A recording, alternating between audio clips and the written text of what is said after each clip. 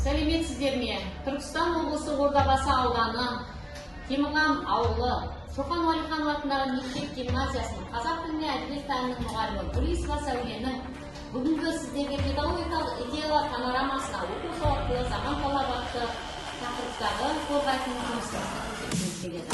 Біз сонда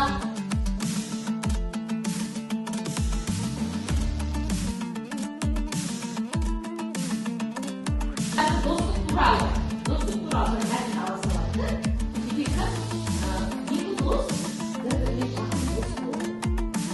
Бірақ бұл достықтар ертең келе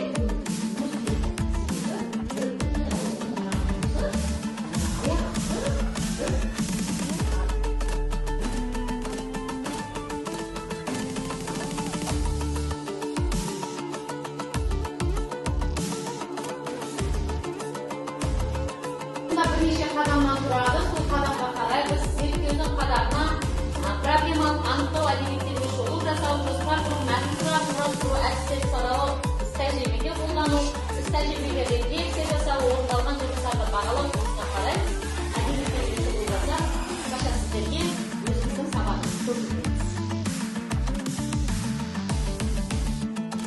Құрметті оқушылар, біз бүгін өзіміздің әдебиет сабағымызда ойлар қарай дамыту мақсатында мақал мәтелдерін оқысыз.